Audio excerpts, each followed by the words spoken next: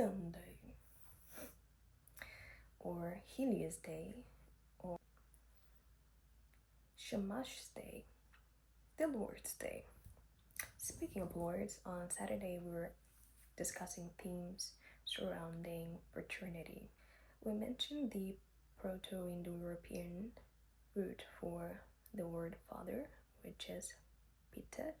Pay attention to the PH part, and let's jump into the Coptic word for son, which is written as PH or PE, depending on the dialect, but both are read as Re.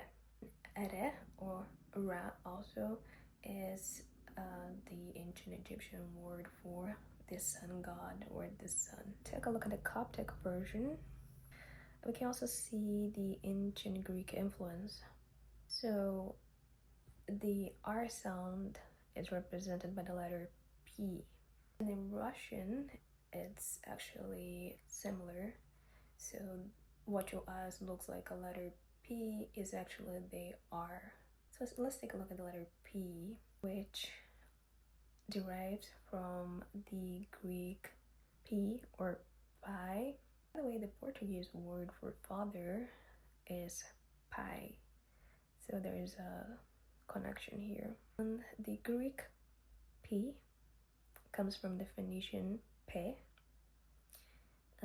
represented by this symbol that looks more like a shepherd's crook. So again, we see this pattern repeating all throughout the week almost.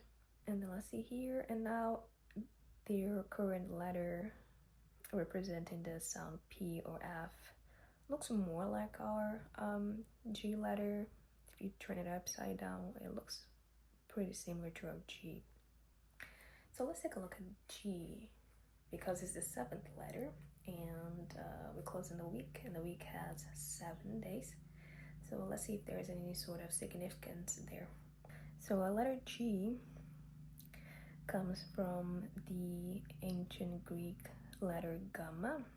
Gamma gave rise to the Etruscan C, so they kind of twisted a little more, give it a little bend, and our C actually comes from that letter. The letter gamma comes from the ancient Egyptian symbol representing what they say is a throwing stick. So they borrowed it to represent the same sounding words such as we say, which is likely an early dative form of rex, meaning king, as found in an early Latin inscription. Afterwards, the letter G was introduced in the Old Latin period to create this distinction between G and K. So words like game and he came to the game. We can make this distinction. Now the letter G, which is the 7th letter in the alphabet, kind of looks like the number 7. Let's take a look. Let's use this very symbolic symbol. Can you see it? If you straighten its tail, so it'll look more like a number 7. So the letter gamma already looks pretty similar to the number 7, and I wonder if because of that there is a deeper connection between that letter and its positioning in the alphabet. What about gamma rays? Rays. Gamma rays are a form of electromagnetic radiation. So here we also have the Ra element with the shortest wavelengths and highest energy in the electromagnetic spectrum. They are produced by the hottest and most energetic objects in the universe, such as exploding stars, black holes, and neutron stars. Now back to Re, represented by the Coptic PH, Re, the rex. And then we have ancient Greek words such as phos, also used as phos, meaning light. And from that ancient Greek word developed words such as photo, photosynthesis, phosphorus. And this pattern continues in words such as pharos, which means lighthouse in ancient Greek.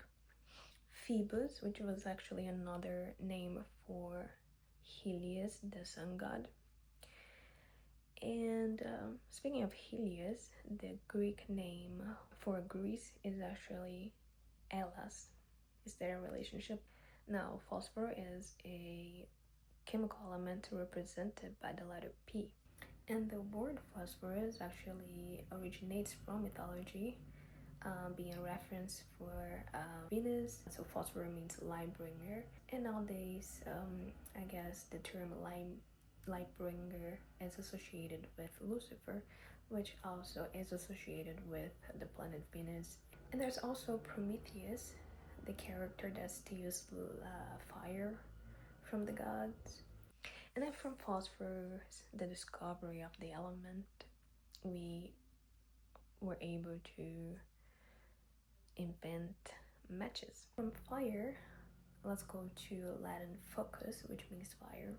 Let's keep the focus. And it's a cognate with the ancient Greek finus. Let's also take a look at the actual ancient Greek word for fire, pur. From pur, we also have modern words such as PHire. Let's see how it connects with the word pyramid. Let's consult with Pythagoras.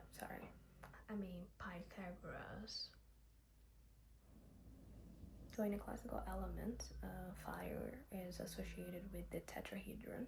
And the alchemical symbol for fire is a triangle.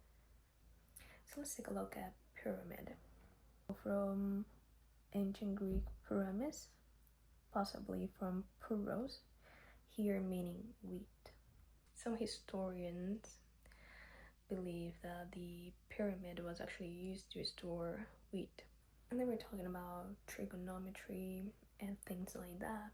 Coincidentally, perhaps, the Portuguese word for wheat is trigo, trigonometry. And then we take a look at the Sanskrit word for wheat. The word for wheat in Hindi is gehun.